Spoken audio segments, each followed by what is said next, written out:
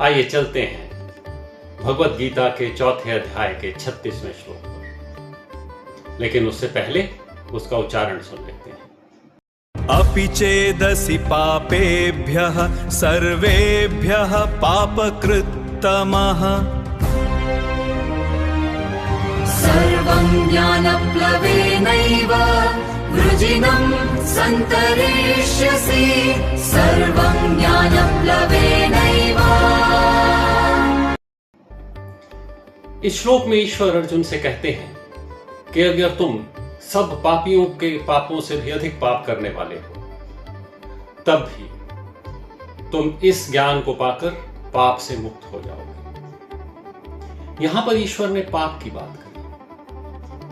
पाप जो हमारे अंदर हमारे विचार हैं, जब हम उन विचारों के परे जाना शुरू करते हैं, जब हम उन मूल्यों के परे जाना शुरू करते हैं, तो हम पापी बनते हैं, तो हमें लगता है हम पापी हैं।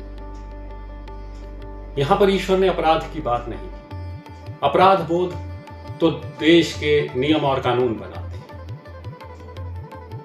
हर पाप अपराध नहीं होता, लेकिन जब हम अपने अंदर के नियमों को तोड़ते हैं तो हमें लगता है हमने पाप कर दिया।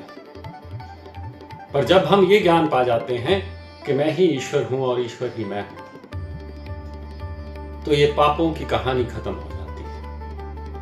हमारे अंदर के मूल्य ईश्वर में सम्मिलित हो जाते हैं, क्योंकि तब हम हर कर्म ईश्वर को समर्पित करके कर रहे होते हैं, ईश्वर के लिए कर रहे होते हैं, ईश्वर की इच्छा से कर रहे होते हैं। तो वो पाप कैसा? अगर आप पाप और अपराध में फर्क जानना चाहते हैं, तो अगर आपने किसी दिन व्रत रखा है और उस दिन आप कुछ खा लेते हैं तो आपको लगता है मैंने पाप कर दिया, लेकिन ये अपराध नहीं। लेकिन किसी की हत्या कर देना अवश्य ही अपराध है। लेकिन जब व्यक्ति देश की रक्षा करते हुए किसी को मार देता है, तो वो ना पाप रहता है ना अपराध रहता है।